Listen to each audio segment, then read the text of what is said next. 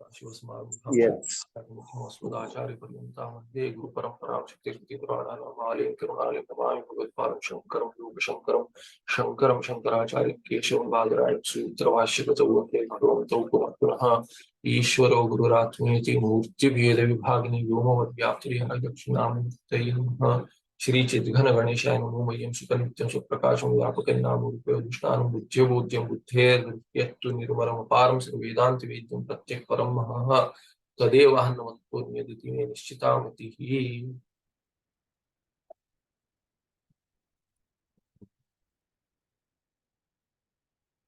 आगे विषये आक्षेपः। तो जो विषय है, क्या विषय है? ब्रह्म और जीवात्मा के बीच में ऐक्य बतलाएंगे इस ग्रंथ में। वेदांत का जो विषय है उपनिषद का, वही इस ग्रंथ का भी विषय है। तो अनुबंध चतुष्टय में जो विषय है उस पर आक्षेप करते हैं। 55 में क्या कहते हैं? जीव ब्रह्मणो हो ऐक्य रूप विषय आक्षेप। जीव और ब्रह्म के एक रूप होने का ये जो विषय है, होना ये जो विषय है, इसमें आक्षेप क्या है? यत्तु उक्तम जीव ब्रह्मणो हो ऐक्यम एव अस्य ग्रंथस्य विषय इति तन्न उपपद्यते। ये जो आपने बताया सिद्धांति ने, कहता है पूर्व पक्षी कि जीव और ब्रह्म के बीच में एकता, ऐक्य, ये ग्रंथ का विषय है आपके विचार सागर ग्रंथ का। ये ठीक नहीं है। क्यों ठीक नहीं है? तयोः स्वभाव भेदात करके पढ़ सकते हैं। स्वभाव भेद होगा, तयोः स्वभाव भेदात, दोनों के स्वभाव में भेद है। स्वभाव से एकता कैसे होगी? स्वरूप से एकता बता रहे हैं, वो कैसे होगी? दोनों, ब्रह्म का स्वभाव स्वरूप भिन्न है, आत्मा का, जीवात्मा का स्वभाव स्वरूप भिन्न है। तथा ही समझाते, तथा ही ब्रह्म तु अविद्या अस्मिता राग द्वेष अभिनिवेशात्मक पंचक्लेश शून्यम व्यापकम एकम सजातीय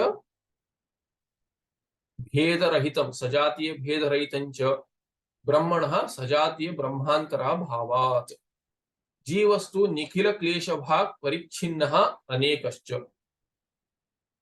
तो जीव और ब्रह्म में क्या भेद है?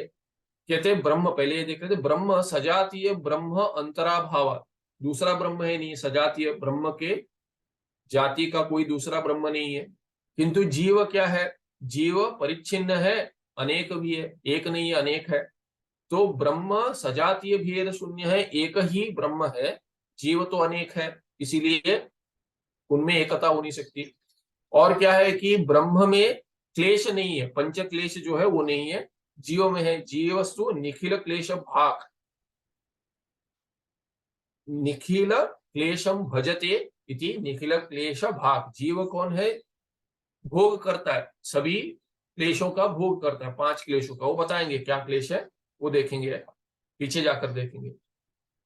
और ब्रह्म क्या है? ब्रह्म व्यापक तत्व है, ब्रह्म व्यापक है। ब्रह्म परमात्मा ईश्वर सब जगह है। कहां पर नहीं है बताइए? ईश्वर सब जगह ईश्वर है।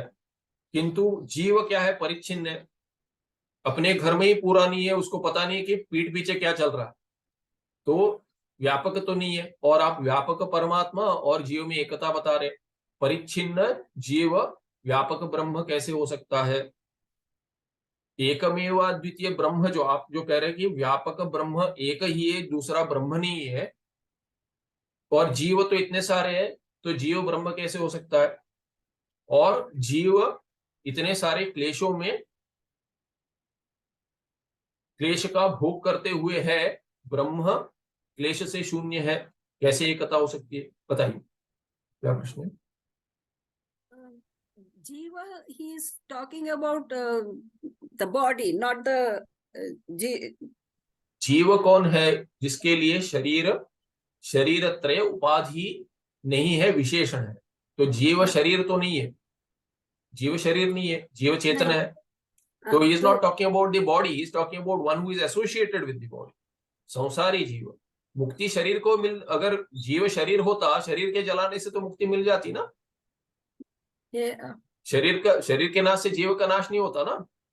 तो शरीर नहीं, शरीर के साथ जो जुड़ा है उसकी बात कर रहे, जो संसारी है। जीव माने चेतन वस्तु है। I thought एकता शरीर और ब्रह्म में तो नहीं बता रहे ना। एकता किसके लिए, आप ये प्रश्न किसके लिए, आप जो प्रश्न पूछ रही है प्रश्न जिसके लिए वो जीव है। भगवान भाष्यकार कहीं बताते हैं कि ये प्रश्न जिसके लिए वही जीव है। कौन है जीव? जीव वो है जो जिसको दुख है। दुख का भोग शरीर को होता है कि जीवात्मा को होता है? जीवात्मा शरीर से भिन्न है, उसको होता है। अभी स्वर्ग जो जाने की इच्छा रखता है वो कौन है? या स्विट्जरलैंड, यहाँ पे स्विट्जरलैंड जाने की इच्छा कौन रखता है? शरीर तो नहीं इच्छा रखता। शरीर को इच्छा नहीं होती, मन को भी इच्छा नहीं होती। किसको इच्छा हो रही है? जो जुड़ा है उसको इच्छा होती है। समझ आ रहा है? ये पता है आपको? और प्रश्न तो भिन्न तरीके से पूछा आपने, पर आपको पता है ये, केवल बता रहा हूं। तो उसके अभी देखेंगे आगे कि क्या अर्थ क्या है। पीछे जाकर देखें, पन्ना पलट दिया मैंने क्योंकि वहां पे लंबी टिप्पणी है। तो टिप्पणी देखने से पहले मोटा मोटा मूल में देख लेते हैं, ठीक है ना? हाँ, हाँ प्रेमा। इसमें चिदाभासन करके बोल सकते हैं क्या जीव को? जीव को आगे आएगा, चिदाभास बोल सकते हैं जीव को। जीव चिदाभास है, किंतु चिदाभास भी बोल सकते हैं, प्रतिबिंब भी बोल सकते हैं। आभासवाद में चिदाभास कहते हैं, ओके, प्रतिबिंबवाद में प्रतिबिंब कहते हैं। ठीक है। ठीक है। ओके, तो हमने अनुप्रवेश श्रुति भी मैंने बताया था, तभी देखा था कि अनुप्रवेश क्या है कि परमात्मा ही के जीव के रूप में अनुप्रवेश हुआ है परमात्मा का। हाँ, किंतु क्या है कि जो उसको अनुप्रवेश को क्या बताएंगे अभी। ईश्वर पंचमहाभूतों में भी है। तो जब इस शरीर की उत्पत्ति हुई तो शरीर में ईश्वर है, शरीर के रूप में भी है और मन के रूप में भी है। तो अभी ये अनुप्रवेश भिन्न प्रवेश क्यों बतलाया गया है? तो वो प्रवेश जो है प्रतिबिंब रूप में या तो आभास रूप में बताया गया। वो जीव भाव जो उत्पन्न होता है वो परमात्मा को ही होता है। तो इसीलिए क्या है कि परमात्मा जो शरीर के साथ जुड़कर जहां पे प्रतिबिंब होता है, ये उदाहरण दिया है, प्रतिबिंब जैसे प्रतिबिंब इव प्रतिबिंब यत्र उत्पद्यते अंतःकरणी बुद्धौ तत्र यस्य तादात्म्य संबंध स एव जीव। जिसको तादात्म्य संबंध उत्पन्न होता है कि ये प्रतिबिंब जो मैं हूं। अभी दर्पण में देखते हैं, ये उदाहरण दिया है, उदाहरण के रूप में देखते हैं, दर्पण में देखते हैं तो ये कौन है? मैं हूं। ऐसा जो आभास जिसको होता है वो जीव है। तो आभास से भी जीव कैसे थे, या प्रतिबिंब जो उसको, वो प्रतिबिंब मैं ही हूं। क्योंकि प्रतिबिंब अगर मैं नहीं होता तो उसमें देखकर मैं अपने मुख पर क्यों कुमकुम लगा था? कुमकुम आदि में अपने मुख पे लगाता हूं, वहां पे नहीं लगाता हूं। क्यों? क्योंकि उसमें और उसमें अभेद अभेद है, एक ही है। तो ये प्रतिबिंब जीव है। प्रतिबिंब जैसा, जैसे ये प्रतिबिंब का उदाहरण है, वैसे ही अंतःकरण में प्रतिबिंब होकर जो सच्चिदानंद ब्रह्म ही या परमात्मा ही जो जीव रूप में भाषित हो रहा है वो जीव है। कर्ता भोक्ता रूप में भाषित हो रहा है। या अहंकार के साथ मैं ये हूं, शरीर के साथ जुड़ा हूं, इसके बाहर मैं नहीं हूं, ऐसे जिसको प्रतीति हो रही है वो जीव है। हाँ जी, थैंक यू। इसका प्रश्न वैसे नहीं लेते कि कौन जीव है, किंतु क्या है कि जीव का भी स्वरूप देखते, स्वरूप से जीव कौन है? वो ब्रह्म ही है। किंतु जब भी जीव का लक्षण देखेंगे तभी देखेंगे शरीर के साथ जुड़ा हुआ है, जो तादात्म्य संबंध के साथ है। इसीलिए भिन्न भिन्न प्रक्रिया है उसमें। आभासवाद लीजिए, प्रतिबिंबवाद ले लीजिए, या तो घट के अंदर जो आकाश है वही आकाश मठ में भी है और मठ के बाहर जो महाआकाश है वो भी है। किंतु घट के अंदर जो आकाश है घट के उपाधि के साथ देखेंगे, घट विशेषण बनकर देखे, बनाकर, या तो घट को विशेषण बनाकर देखेंगे, तब क्या लगता है कि ये तो आकाश सीमित है। और इसीलिए क्या है कि उसको जीव कहेंगे। जैसे जो सच्चिदानंद तत्व जो है चैतन्य शरीर के बाहर नहीं जा पा रहा है, कि चेतना आनख पर्यंत है। नख से नख काटता हूं, ठीक है, नख थोड़ा आगे चला जाए तो क्या है कि काटते समय पीड़ा शुरू हो जाती है, क्योंकि वहां तक चेतन है मेरी। नख के बाहर, बालों के बाहर नहीं है चेतना। तो इसीलिए क्या है कि लगता है कि मैं शरीर के बाहर तो नहीं हो सकता, चेतना तो यहां तक सीमित है। वो जीव है, जिसको ऐसे लग रहा है वो जीव है। और उसके विषय में ही चिंता होती है कि ऐसा मैं संसारी जीव हूं, मुझे दुख हो रहा है, सुख दुख आता जाता रहता है, तो इसके पार कैसे जाऊं मैं? उसको मुक्ति की इच्छा होती है, वही जिज्ञासु बनता है, मुमुक्षु बनकर जिज्ञासु बनता है। तो इसीलिए आगे कहते हैं,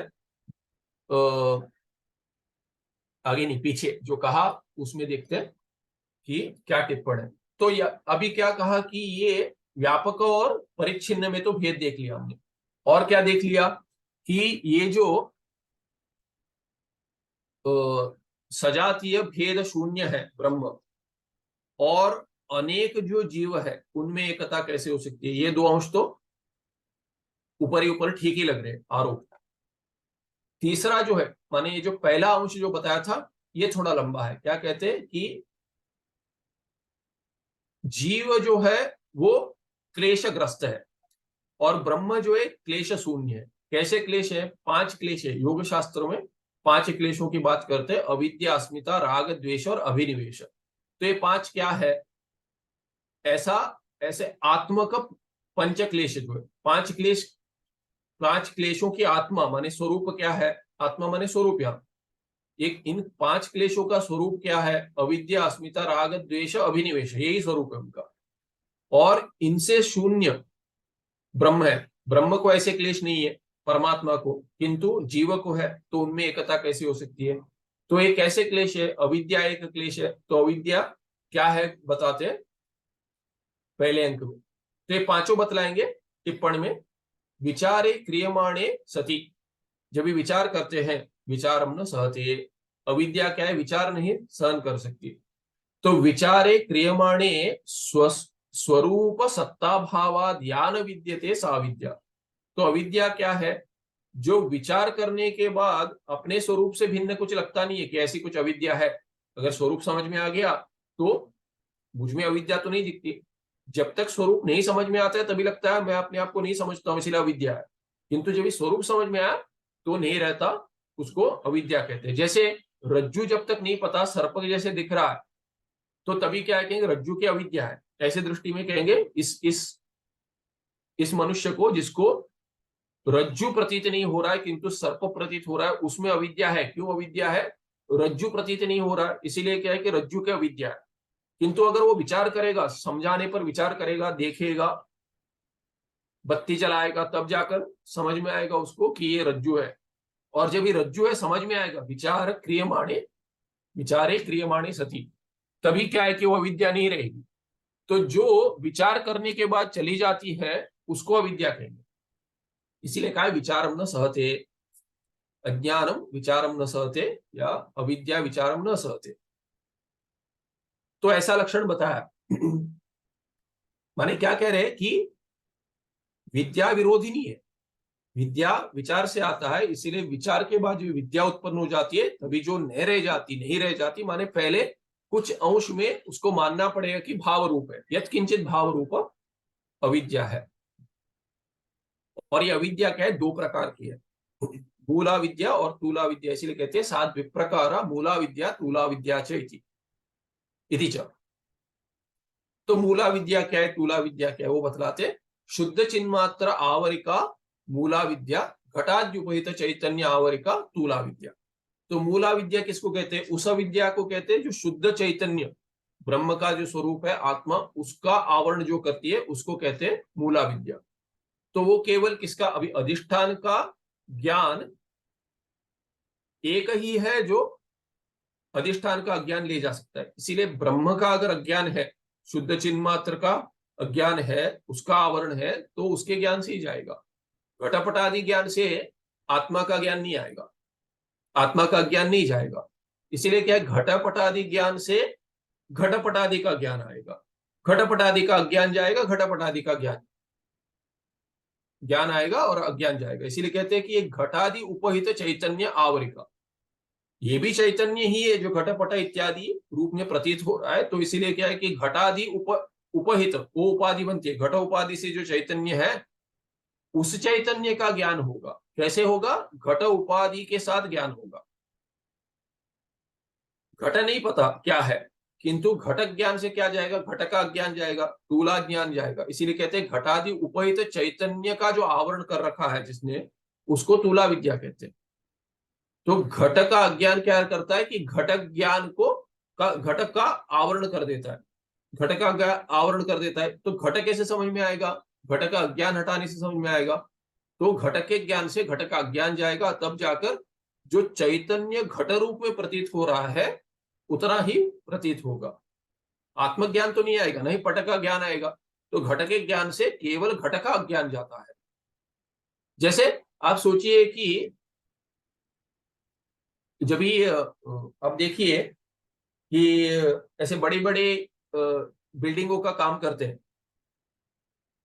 तभी क्या करते हैं कि सब जगह नहीं करते, किंतु क्या है कि आसपास कुछ है तो क्या करते हैं कि उसको ढक देते हैं, ढककर काम करते हैं। तो ऐसे सोचिए कि ऐसे बड़ी बड़ी बिल्डिंग को ढका गया, या तो बहुत सारे बिल्डिंगों को अगर ढका गया तो उसमें सामान भी है, ऐसा नहीं है कि नया बना रहे, पुराने को दुरुस्त कर रहे हैं। तब क्या होगा कि सामान तो रहेगा, तो सामान के ऊपर भी आवरण है और बिल्डिंग के ऊपर भी आवरण है, और एक नहीं भिन्न भिन्न बिल्डिंग के ऊपर भी आवरण है। तो अब देखेंगे कि गांव के में ऐसे छोटे छोटे घर है, सभी ऐसे सोचिए कि घर पे आवरण किया गया है किसी हिस्से, उसमें छोटे छोटे वस्तुएं भी है, और घर के बीच में भी कुछ, दोनों घरों के बीच में कुछ आता है, कुआं आता है, इत्यादि आता है, तबेला है, ये है वो है, सभी ढका गया है। तो ऐसे अगर काम चल रहा है बहुत सारी इमारतों का, बहुत सारे घरों का, वैसे अगर आवरण किया है, वैसे ही प्रपंच में पूरा आवरण है अज्ञान का। और अगर हटाएंगे तो एक घर का काम हो गया, तो उस घर पे का आवरण हटा देंगे, तो उसका आवरण हटा देंगे तो ये घर जो बना है वो समझ में आ रहा है। उसके अंदर जो अभी उसके अंदर जो घट इत्यादि रखे हैं, ऊपर रखे हैं कुछ, तो वो भी दिखाई देंगे। तो क्या है कि जितना हटेगा आवरण उतना ही दिखाई देगा। तो एक घर का हटा है, एक घट का हटा है, एक मठ का हटा है, इत्यादि से केवल उतना ही आवरण जाएगा। वो क्या है कि वो तूला विद्या कहते हैं, जिसको हटा रहे थे, उस उतने मात्र ज्ञान से उतना आवरण हट जाएगा, इसीलिए उतना दिखेगा। वैसे ही ज्ञान से क्या है कि जितना ज्ञान होगा उतना ही आवरण हटेगा। तो अभी तार्किक क्या कर रहा है, तार्किक कह रहा है कि ये प्रपंच पूरा अज्ञान से ढका हुआ है, तो हर एक का मैं अगर ज्ञान लूंगा तो प्रपंच का पूर्ण ज्ञान मिल जाएगा, कभी भी संभव नहीं होगा। इसीलिए क्या कहते हैं, ये प्रपंच जो है वो अपना ही, जैसे स्वप्न में पूरा प्रपंच है, स्वप्न का प्रपंच तो क्या एक एक वस्तु जानने की आवश्यकता नहीं है, मैं ही ऐसे प्रतीत हो रहा हूं, मुझसे भिन्न कुछ नहीं था, ये जानने से क्या हो जाएगा कि कारण ज्ञान से पूरे कार्य का ज्ञान हो जाएगा। मिट्टी है करके जान लिया तो मिट्टी से घड़ा बनाए या दूसरा पतीला बनाए, जो भी बनाए, वो सभी क्या है कि मिट्टी ही, अगर एक बार ज्ञान आ गया तो सभी कार्य भी जैसे जान लिए जाते हैं, वैसे ही मूल अज्ञान जानने से सभी जान लेंगे। इसीलिए मूल अज्ञान और तूला अज्ञान में, या मूल अविद्या और तूला विद्या में ये भेद बताते। मूला विद्या तो कार्य कारण भेद है ना, द्विधा। मूला विद्या भी क्या है कि द्विप्रकार है, कार्य के भेद से और कारण के भेद से। तो बतला रहे आवरण विक्षेप शक्ति संहिता अनादि भाव रूपा कारणा विद्या। ये मूला विद्या जो कारणा विद्या है वो क्या है कि उसका स्वरूप क्या है कि अनादि भाव रूप है, अनादि काल से है, और भाव रूप है, यत्किंचित भाव रूप। और वो क्या है कि आवरण विक्षेप शक्ति सहित है, आवरण भी है, ढककर क्या है कि दूसरा प्रतीत हो रहा है, क्योंकि ज्ञान नहीं है कि क्या है, ढका हुआ है, तो दूसरे जैसा प्रतीत हो रहा है। आकार देखकर हमको जैसे लगता है कुछ ढका हुआ वस्तु है, ये क्या है पता नहीं। तो इसीलिए क्या है कि जैसे कुछ किसी को लाकर उपहार में देते हैं, उसके ऊपर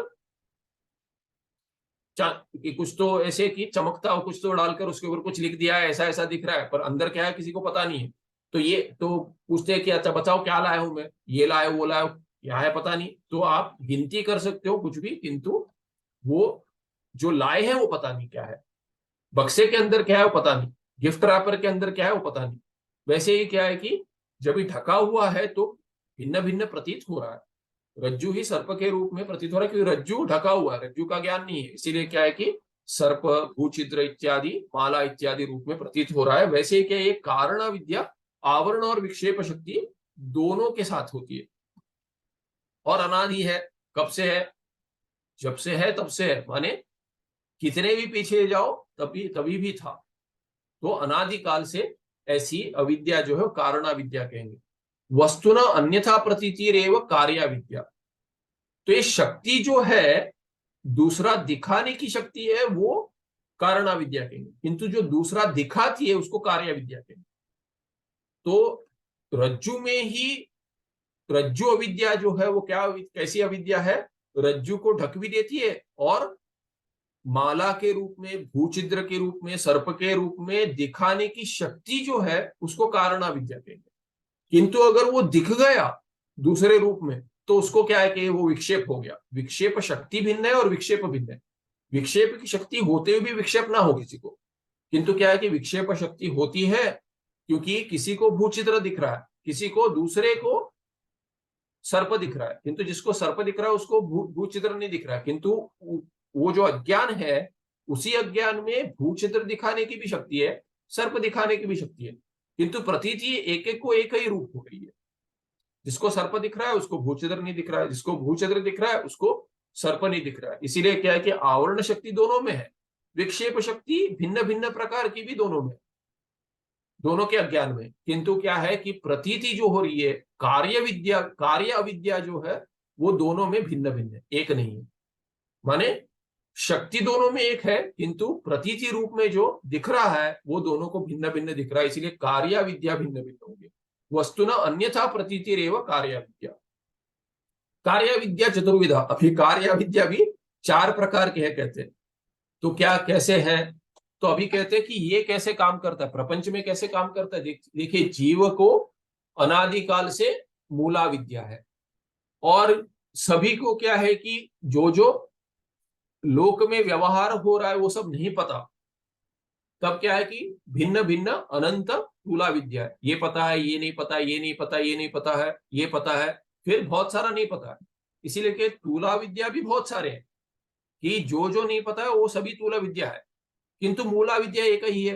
कैसा है कि कारण अवस्था में एक ही है और कार्य अवस्था में भिन्न भिन्न हो सकती है। कारण अवस्था में मूला विद्या जो है वो क्या है कि अपना स्वरूप ढककर प्रपंच जो तूला विद्या जहां जहां प्रतीत हो रही, घट पट इत्यादि सभी जो है वो प्रपंच जो प्रतीत हो रहा है वो सब क्या है? विक्षेप है। और वो विक्षेप शक्ति कारणा विद्या, इसीलिए मूला विद्या ही तूला विद्या के रूप में प्रकट हो रही है। अगर आप आगे विचार करेंगे तो ऐसा प्रतीत होगा, ऐसा समझ आएगा। किंतु अभी क्या है कि कार्य विद्या भी 4 प्रकार की है जिससे विक्षेप होता है। तो प्रपंच में कैसा विक्षेप है देखिए, वो समझा रहे हैं कैसे 4 प्रकार के विक्षेप होते हैं। अनित्य स्वर्गादि लोकेशु तत्रत्य विषयेषु च नित्यता बुद्धि रूपा प्रथमा। तो विक्षेप होता है, कैसा विक्षेप होता है? स्वर्ग इत्यादि है, शास्त्र से समझ में आता है कि स्वर्ग इत्यादि जो है वो अनित्य है।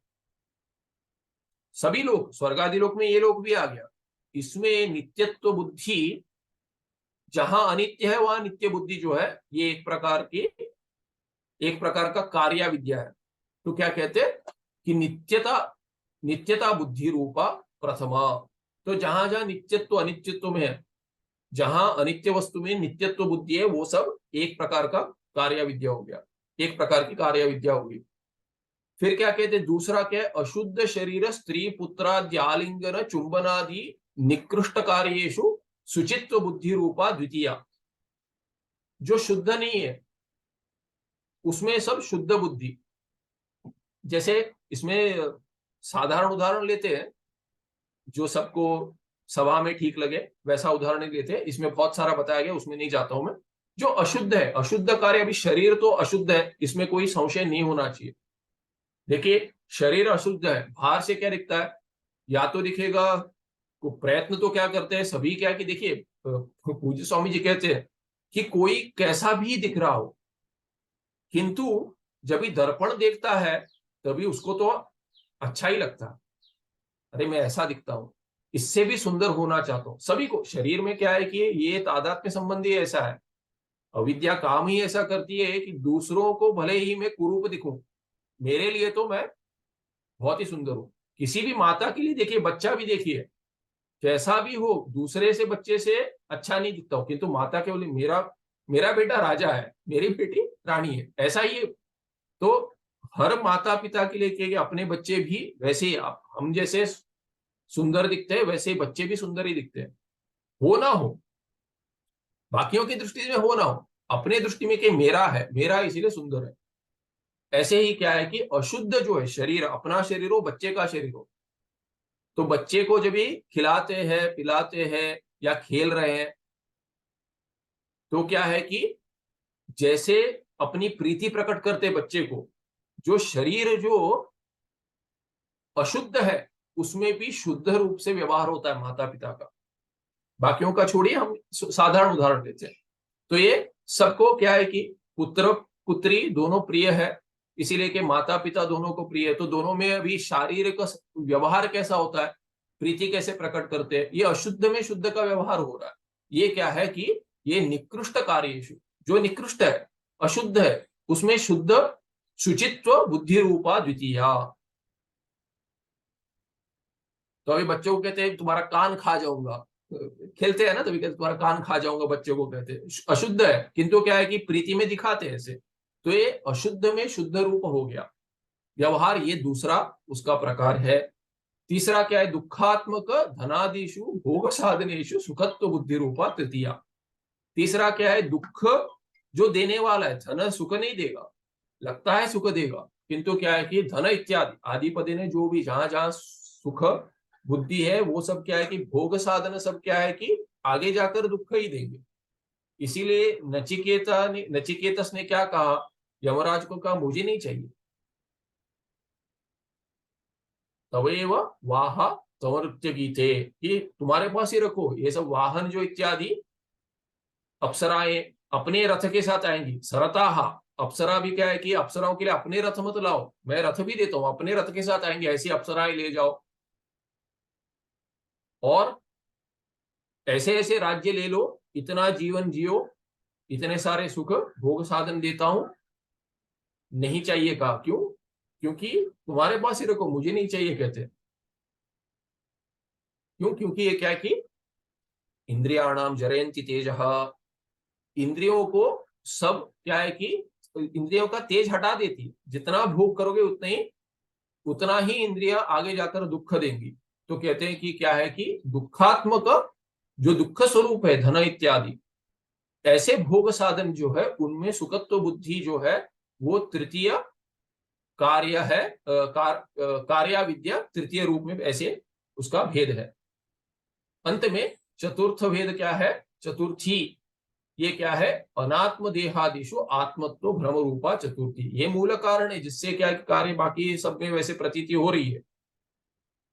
तो अनित्य में नित्य बुद्धि, अशुद्ध में शुद्धता बुद्धि, और क्या है कि दुखात्मक भोग साधन में सुखत्व बुद्धि, ये तीन हो गए। और चौथा जो है क्या है कि अनात्म देहादिशु, देह इत्यादि अनात्मा है उसमें आत्मत्व भ्रम रूपा चतुर्थी। ये आत्मत्व भ्रम हो रहा है कि मैं ही हूं, ये मैं हूं, ये जो भ्रम है उसको चतुर्थ अविद्या, कार्य रूपा अविद्या कहेंगे, कार्या विद्या। तो ये क्या है, पंच क्लेशांतर्गत अविद्या शब्देन इयम एव कार्या विद्या गृह्यते।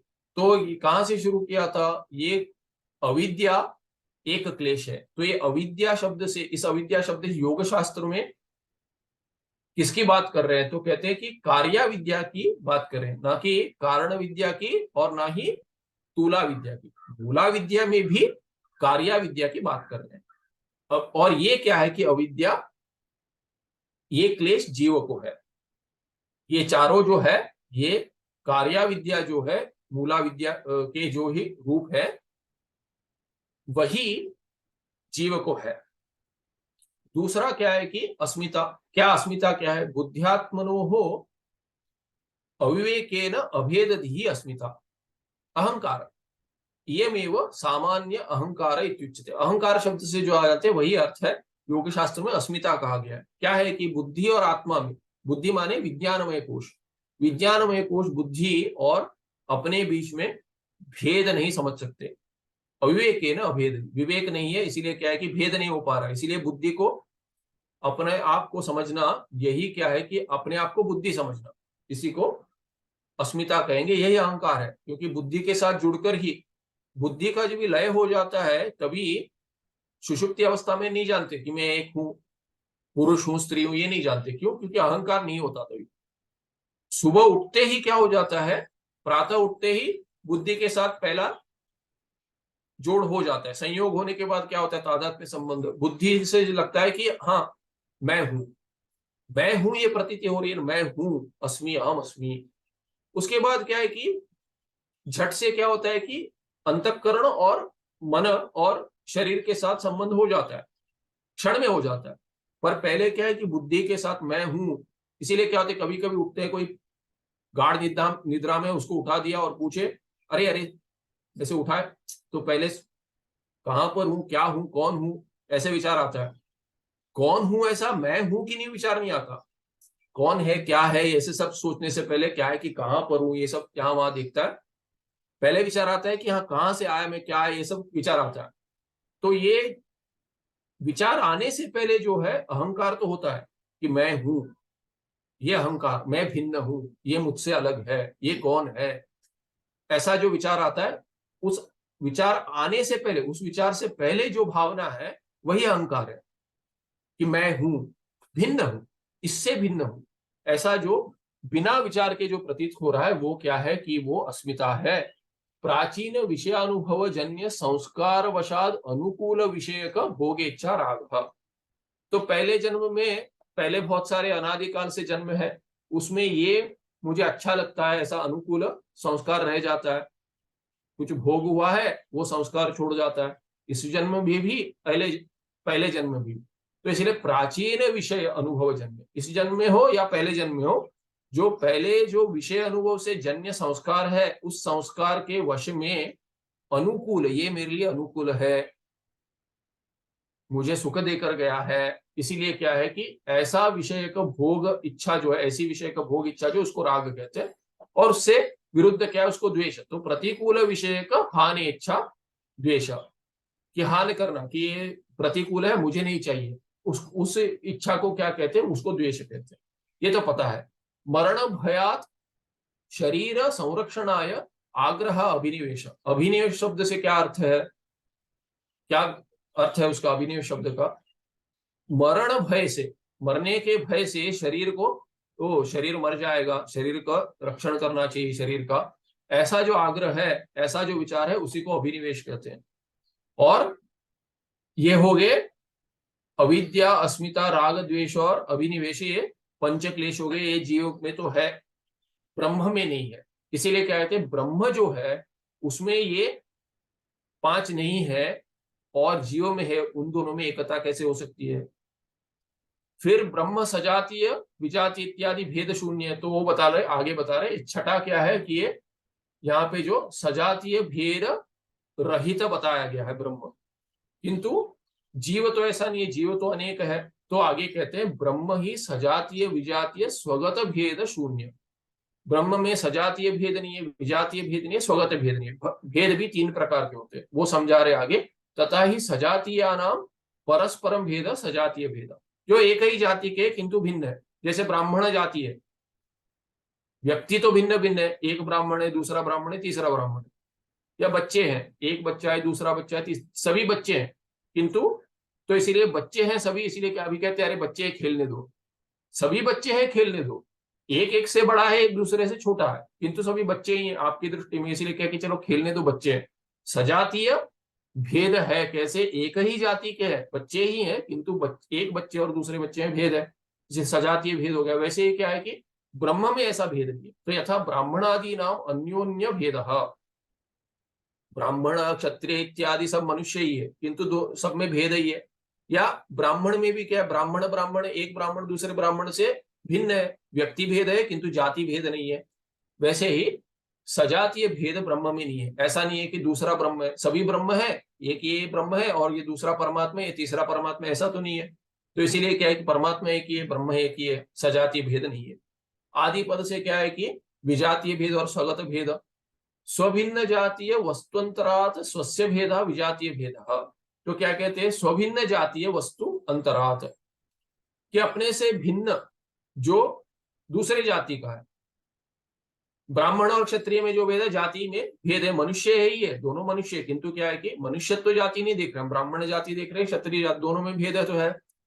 तो यथा ब्राह्मण क्षत्रिय हो अन्योन्यो भेद, ब्राह्मण क्षत्रिय से भिन्न है, क्षत्रिय ब्राह्मण से भिन्न है, जाति में भेद है। या तो क्या, बच्चे और बड़ों में भेद है, बच्चे एक जाति के हो गए, बड़े दूसरी जाति के हो गए, या फल एक जाति के हो गए और दूसरे फल या तो ये कहेंगे कि फूल दूसरे जाति के हो गए, तो ऐसे भी कह सकते हैं। या तो जाति में भेद अगर बनाना है तो वैसे करते हैं। वृक्ष में करते हैं, वृक्ष का उदाहरण से करते हैं कि वृक्ष में क्या है कि सभी या तो वृक्ष है या तो वृक्ष नहीं है। तो अगर वृक्ष नहीं है, वृक्ष और जो वृक्ष नहीं है अवृक्ष में क्या हो गया, विजातीय भेद हो गया। या तो सभी वृक्ष है और क्या है कि ये क्या है कि तो सभी वृक्ष है, इसीलिए क्या है कि वृक्ष और वृक्ष में सजातीय भेद हो गया। किंतु एक वृक्ष है केले का, दूसरा वृक्ष क्या है आम का है, तीसरा वृक्ष क्या है कि और किसी फल का है, सेब का इत्यादि। तो इसीलिए क्या है कि उनमें भेद हो गया। ये हो गया विजातीय भेद। स्वजातीय भेद, विजातीय भेद ऐसे देखेंगे। स्वगत भेद किसको कहें, वृक्ष में ही क्या एक ही वृक्ष में एक ही व्यक्ति है, किंतु क्या है कि स्वगत भेद, उसमें क्या है कि ये पत्ते हैं, ये क्या है कि डालियां है, ये फूल है, ये कांटे हैं, ऐसे सारे भेद। तो स्वजातीय, विजातीय और स्वगत भेद हो गए, ये तीन भेद हो गए। अपने में ही भेद जो है, अंगों का भेद, जैसे मनुष्य में क्या है कि मनुष्य है तो ब्राह्मण भी मनुष्य ही है, क्षत्रिय भी मनुष्य, उसमें विजातीय भेद हो गया। ब्राह्मण और ब्राह्मण में सजातीय भेद हो गया। किंतु एक ही ब्राह्मण व्यक्ति में हाथ भिन्न है, आंखें भिन्न है, पैर भिन्न है, ये स्वगत भेद हो गया। तो ऐसे भेद देखते हैं।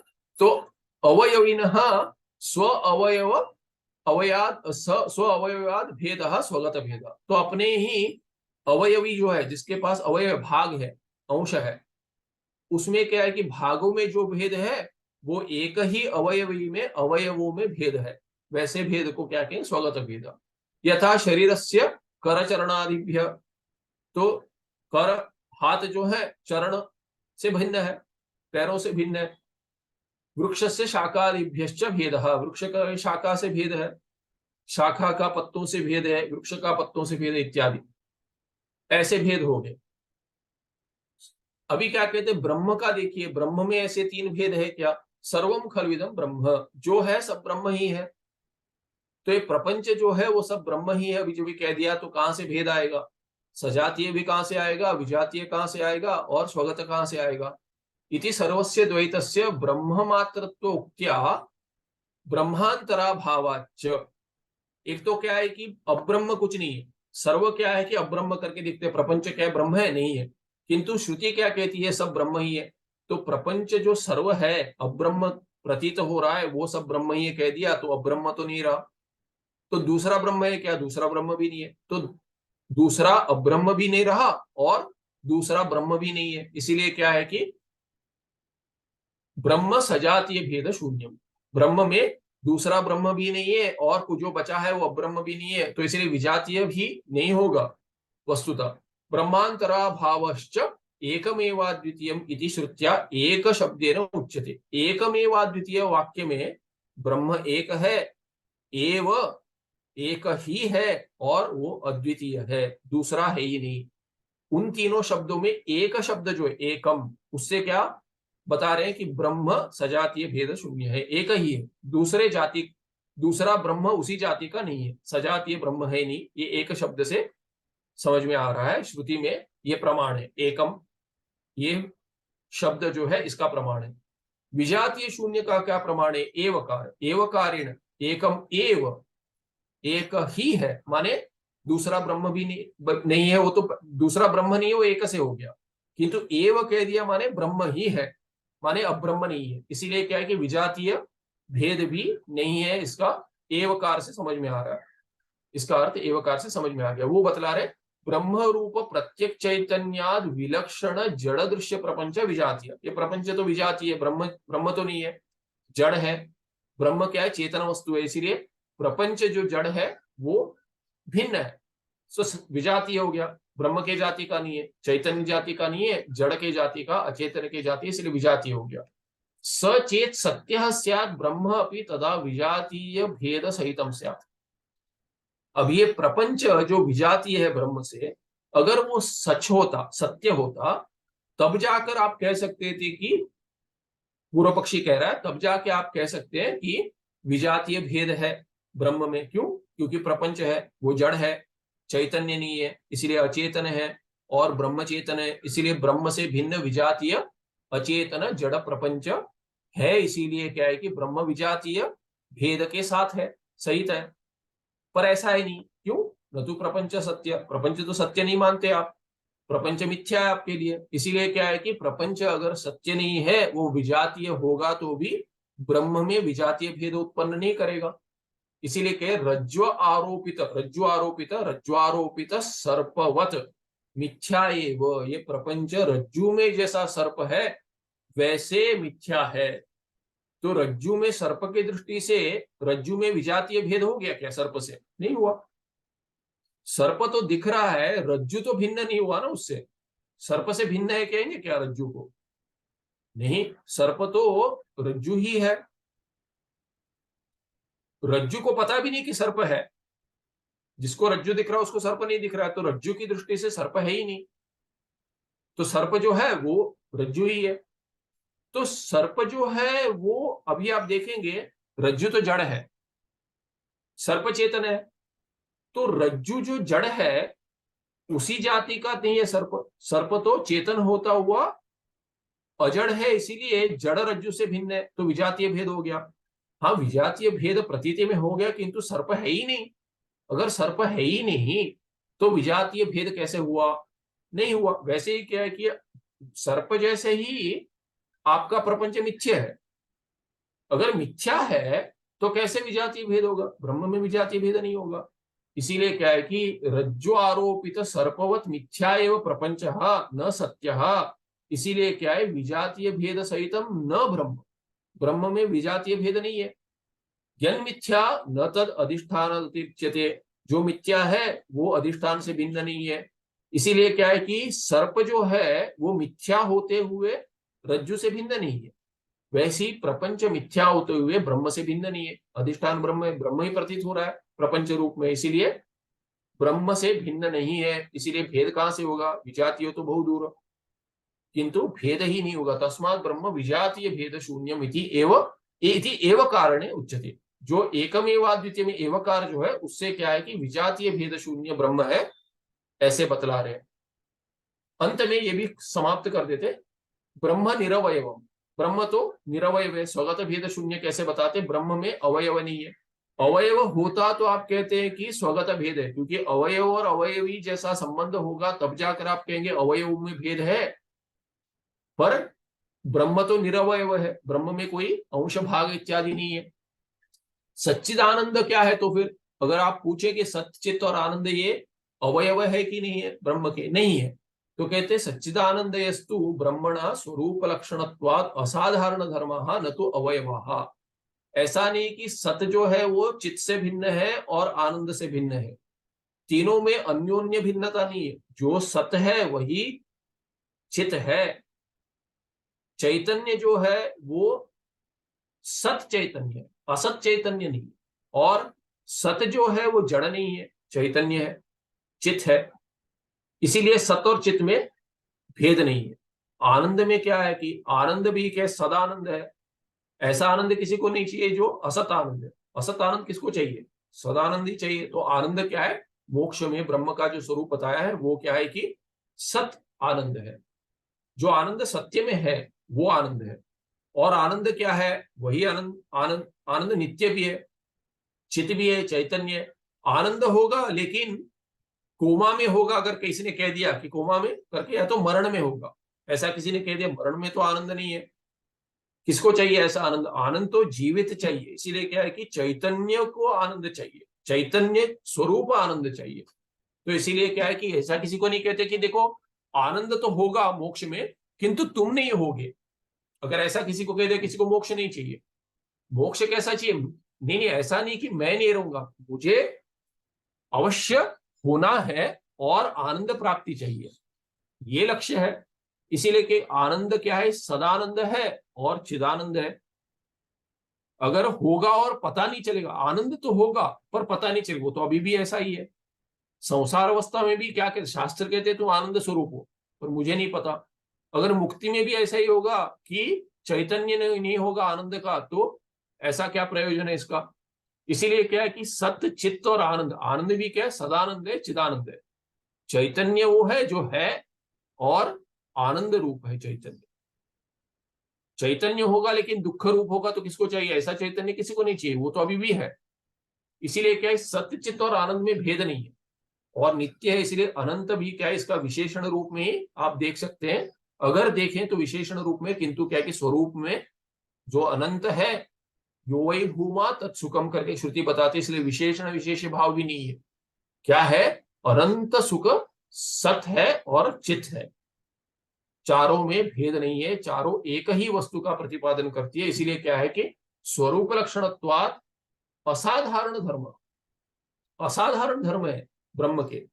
उसका अर्थ क्या है कि ब्रह्म के लिए सत्य चित्त और आनंद जो है, आदिपदे न अनंत, ये सब क्या है कि असाधारण धर्म है। जहां आप देखेंगे सत्ता, वो ब्रह्म की सत्ता है। घट है, हाँ, तो क्या है कि ये ब्रह्मात्मा घट के रूप में प्रतीत हो रहा है। चैतन्य है, सर्प है या जो भी है, प्राणी है, पक्षी है, देवता है, मनुष्य है, राक्षस है, जो भी है, सभी क्या है, कीट इत्यादि क्या है कि सभी क्या है कि अगर चैतन्य है तो ब्रह्म से अभिन्न है, ब्रह्म का ही चैतन्य वहां प्रतीत हो रहा है। आनंद है किसी विषय में, वस्तु में, वो ब्रह्म का ही आनंद है। इसीलिए क्या है कि सच्चिदानंद जो है असाधारण धर्म है ब्रह्म के। असाधारण माने और कहीं सत्ता चित्ता और आनंद है ही नहीं, जहां है वो सब ब्रह्म का ही है। इसीलिए क्या है कि ये न तो अवयवाह, ये ब्रह्म के अवयव नहीं है, इसीलिए अवयव अवयवी भाव तो हो नहीं गया, भाग जो नहीं है ब्रह्म में। इसीलिए क्या है कि ब्रह्म में स्वगत भेद नहीं हो सकता। ये कहते हैं पुष्पादिगत रूप रस गंध स्पर्शादि गुणाः यथा पुष्पादि स्वरूप भूताः तथा सच्चिदानंद आदयः धर्माः ब्रह्म स्वरूप भूता एव।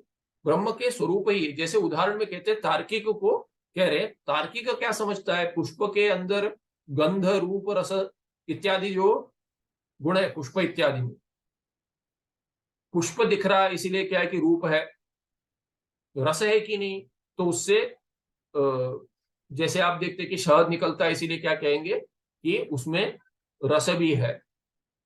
गंध है क्या, सुगंध है पुष्प का, इसीलिए गंध भी है। स्पर्श करने से स्पर्श भी है, तो इसीलिए के रूप रस गंध स्पर्श इत्यादि सब जो पुष्प में दिखते हैं, तार्किक कहेगा गुण और गुणी में भेद है। सिद्धांति कहता है कि गुण और गुणी में भेद, रूप और रूपी, रस और रसी, गंध और गंधी में भेद दिखाने के लिए आपको मुझे गंध गंधी से हटकर दिखाना पड़ेगा। ऐसा कहीं गंध दिखाइए जहां उसका अधिकरण गंध वाला ना हो। पुष्प का गंध हमें, पुष्प हटा दीजिए और गंध दिखाइए, नहीं दिखा सकते। क्या तो पुष्प दिखाइए, गंध नहीं आना चाहिए, अभी जो आ रहा है वो नहीं कर सकते। अच्छा, रूप दिखा दीजिए पुष्प का लाल रंग का है, दिखा दीजिए लाल रंग दिखा दीजिए पुष्प का, पुष्प को हटाकर दिखा दीजिए, नहीं दिखा सकते। इसीलिए कि सिद्धांति क्या कहता है कि ये जो गुण जो है, गुण और गुणी में भेद है ही नहीं।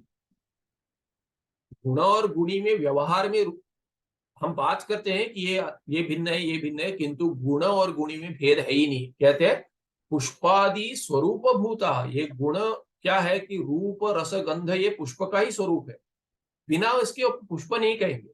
लाल रंग हटा देंगे, सुगंध हटा देंगे और रस हटा देंगे पुष्प का, और फिर भी कहेंगे अरे ये गुलाब है, नहीं है गुलाब, कैसे रहेगा गुलाब। आपको अगर पुष्प, ये गुलाब का पुष्प, उसके सभी गुणों के साथ ही बतलाना है, गुण हटा देंगे तो वो रहेगा ही नहीं वैसा। इसीलिए क्या है कि स्वरूप भूता, जो लक्षण है उसका वो स्वरूप ही होता है, इसीलिए स्वरूप लक्षण कहते हैं हम। सो सच्चिदानंद क्या है, ये ब्रह्म के स्वरूप लक्षण है, ये गुण नहीं है, उससे भिन्न गुण नहीं है। ये गुण क्या है कि धर्म है, और ये स्वरूप लक्षण है। इसीलिए कहते हैं अपने स्वरूप में ही ब्रह्म ऐसा है, सत्य है, चित्त है, आनंद है, क्या न तथा अतिरिक्त। इसीलिए क्या है कि अवयव जानकर आप अवयव गुण गुणी में भेद करेंगे, वैसे अवयव अवयव में भेद नहीं कर सकते, अवयव और अवयव में भी भेद नहीं कर सकते। तस्मात् ब्रह्म स्वगत भेद रहित अद्वितीय पदेन उच्यते। एकमेव अद्वितीय में क्या हो गया, ये अद्वितीय जो शब्द है वहां पे, उस अंश से क्या कह रहे हैं कि ब्रह्म स्वगत भेद शून्य है। इसीलिए एकमेव अद्वितीय ब्रह्म, ये जो श्रुति वाक्य है, वो तीन शब्द जो उसमें है, वो तीनों शब्द क्या बतला रहे हैं, वो बता रहे हैं कि ब्रह्म सजातीय, विजातीय और स्वगत भेद शून्य है। एकम से बताया कि सजातीय भेद शून्य है, एवकार से बताया कि विजातीय भेद शून्य, माने दूसरा ब्रह्म नहीं है, पहले से बताया कि दूसरा ब्रह्म नहीं है, और ब्रह्म से हटकर कोई अब्रह्म नहीं है, एवकार से विजातीय शून्य बताया। और स्वगत भेद शून्य बताया अद्वितीय से। अद्वितीय पद से समझ में आ रहा है कि स्वगत भेद नहीं है, कि इसके ब्रह्म के अंदर अखंड है, अखंडता है, खंडता नहीं है, दूसरा कोई भाग भी नहीं है, ब्रह्म से हटकर कोई भाग ब्रह्म में नहीं है। इसीलिए क्या है कि सच्चित आनंद भी क्या है कि अपना स्वरूप ही है, एक ही है, इसलिए अद्वितीय है। ये हो गया ब्रह्म सजातीय विजातीय और स्वगत भेद शून्य होने का प्रमाण भी। अभी इसको आप जीव के साथ एकता कैसे दिखा सकते हैं, इसका, इस ब्रह्म का, ऐसे ब्रह्म का किस जीव के साथ, जो सजातीय विजातीय और स्वगत भेद सहित है, उसका इसके इस ब्रह्म के साथ जो सजातीय विजातीय और स्वगत भेद शून्य, उसके साथ कैसे एकता बता सकते हैं उन दोनों का, इन दोनों में ऐक्य नहीं हो सकता। आगे अगले पाठ में देखेंगे कि मूल में भी और इसमें भी लंबा टिप्पणी, ये अगले पाठ में देखेंगे। सुखम नित्यं स्वप्रकाशम व्यापकं नाम रूप अधिष्ठानं बुद्धि बोध्यं बुद्धेर्लोक्यं पारं सर्ववेदांत वेद्यं प्रत्यक् परं तदेवाहन्नमत्वं निश्चितामतिः। एकः प्रश्नः अस्ति महोदय, पृच्छामि वा? पृच्छतु पृच्छतु। पूर्वतनवर्गे भवान् उक्तवान् अत्र देवाः किमपि रूपेण पापं न स्वीकृतवन्तः इति, परन्तु अत्र क्षीरमथनम् अनन्तरं महाबल्याः एतत् सर्वं शापेन अनन्तरं पापेन एव सर्वम् अभवत् खलु? अस्तु, तथास्तु। एतद् किमर्थम् उक्तम् इत्युक्ते वैदिककर्म इत्यादि कृत्वा पुण्यपाप भोगं न कुर्वन्ति इत्यर्थः। इनका सब क्या है कि देव क्या बताया, देखिए पिछले पाठ में जो विचार सागर में कहा, इसमें है कुछ भिन्न दृष्टि भी है कि पुण्य और पाप उनको नहीं मिलते। अभी आप देखेंगे तो उसका अन्वय कैसे किया, उस अर्थ में समझाया उन्होंने। तो पुराण कथा छोड़ दीजिए, श्रुति में प्रमाण है। पुराण में तो ऐसी चर्चा होती है, किंतु ये श्रुति दृष्टि में देख रहे कि श्रुति में क्या कहते हैं वो प्रमाण है।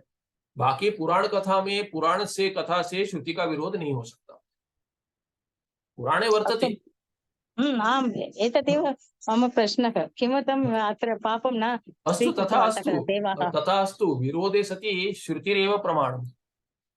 विरोधे सति श्रुतिरेव श्रुतिरेव प्रमाणम्। प्रमाणम्। विरोधः अस्ति इति न वदामि, अस्ति चेत् श्रुतिरेव प्रमाणम्। तो यहाँ समाधानं पे क्या है, जो समाधानं उदाहृत जो वाक्य है उस अंश में ही प्रश्न आप देखेंगे तो उसमें प्रश्न उत्पन्न नहीं होते, क्योंकि अन्वय वैसा किया उन्होंने कि जो बताया है कि पूर्व पक्षी ने क्या आरोप किया है, कि पूर्व पक्षी ने आरोप किया है कि ऐसा बतलाया है कि उनको, उनका शरीर जो है वो पुण्य पाप से उत्पन्न नहीं है। सिद्धांति ने बताया उसका अर्थ वैसा नहीं है कि पुण्य पाप से उत्पन्न नहीं हुआ है, दुख नहीं होगा, किंतु क्या बताया है कि इनके कर्म से पुण्य और पाप की उत्पत्ति नहीं होती, ऐसा बतलाया। अभी आपका प्रश्न जो है कि वो कैसे हो सकता है, पुण्य पाप की उत्पत्ति होने दो, किंतु ये किस लिए बताया है? इसलिए बताया है कि देवों को भी दुख है। तो आप कहेंगे कि उनका भी पाप उत्पन्न होता है, तो इष्टापत्ति, सिद्धांति के विचार में इष्टापत्ति। सिद्धांति किम इच्छति अत्र? सिद्धांति की इच्छा क्या है? सिद्धांति कह रहा है कि देवों को भी दुख होता है। अभी आप कह रहे हैं कि पाप उत्पन्न होता है, होने दो। अगर पाप उत्पन्न हो रहा है देवों को, तो हम कहते हैं हाँ इष्टापत्ति। हम तो यही दिखाना चाहते हैं कि देवों को भी दुख होता है, तो देव का शरीर, देव के शरीर की इच्छा क्यों रखते हैं आप? उससे तो मोक्ष सिद्ध नहीं होगा ना। सिद्धांति दृष्टया तो इष्टापत्ति एव सम्यक् किल? आम् अवगम्यते वा? आम्, अस्तु महोदय। तो श्रुति वाक्य के दृष्टि में तो आपका प्रश्न ठीक है। वाक्य के दृष्टि में तो आपका प्रश्न ठीक है कि अगर ऐसा वाक्य का अर्थ होगा तो पुराण से विरोध होगा। ठीक है, अगर पुराण उसी अंश में अगर सत्य मानते तो होने दो, यहाँ पे तो इष्टापत्ति ही है। तो वाक्य में क्या है कि पूर्व पक्षी ने जैसा बतलाया उसको उत्तर दिया है, वो उत्तर तो ठीक है। अभी उस उत्तर में आप दूसरा पूर्व पक्ष ला रहे, उसका भी समाधान दे सकते हैं।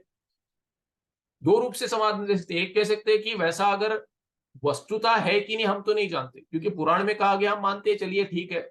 अगर ठीक है तो श्रुति के साथ विरोध नहीं मानेंगे। हम कहेंगे कि श्रुति में कहा गया, एक कल्प में कहा गया होगा, या एक यहाँ पे ऐसा कहा गया है कि पुण्य की उत्पत्ति नहीं होगी, पाप की हो सकती है, ऐसा भी कह सकते हैं। पुण्य की उत्पत्ति नहीं होगी क्योंकि उनका जन्म ही पुण्य जन्म है, अधिकतर पुण्य ही वहां पे, तो उनको पुण्य की उत्पत्ति नहीं होगी, पाप की उत्पत्ति हो सकती है, ऐसा कहेंगे। दूसरा क्या वो कह सकते हैं कि अगर विरोध है तो हम कहेंगे अगर विरोध है तो उसमें क्या है कि श्रुति प्रमाण है, पुराण तो प्रमाण नहीं होगा। दोनों ओर से उत्तर दे सकते हैं, किंतु क्या है कि अगर आप ये देखेंगे कि प्रकरण क्या चल रहा है और क्या दिखा रहे हैं, तात्पर्य क्या है, दिखाना कि किसी जन्म में भी किसी भी उपाधि में, देह में दुख नहीं होगा, ऐसा नहीं होगा। दुख तो होगा ही होगा, और अगर दुख होगा उसमें तो आक्षेप तो आप करेंगे तो अष्टापत्ति हम मान लेते हैं, चलिए ऐसा है। किंतु उससे क्या है कि सिद्धांती जो कह रहा है उसके विरुद्ध सिद्ध नहीं होगा, माने पूर्व पक्षी जो कह रहा है वो सिद्ध नहीं होगा, पूर्व पक्षी के विरुद्ध ही सिद्ध होगा। जो सिद्धांति का तात्पर्य है कि सभी देहों में, सभी अवतारों में, माने सभी उपाधियों में दुख तो है ही है, इसीलिए मुक्ति के लिए कर्म और उपासना मार्ग नहीं, ये तात्पर्य है। कर्म और उपासना से भिन्न भिन्न उच्च पदवी मिल जाएगी, किंतु उस शरीर में भी दुख होगा ही होगा, आत्यंतिक सुख तो नहीं मिलेगा, इसलिए मोक्ष तो प्राप्त नहीं होगा। समाधानं प्राप्तं महोदय। अस्तु, धन्यवादः महोदय। किमपि कोऽपि अन्य प्रश्नः अस्ति वा? नास्ति चेत् पुनर्मिलामः। धन्यवादः, नमस्ते। धन्यवादः। शुभदिनं महोदय। नमस्काराः।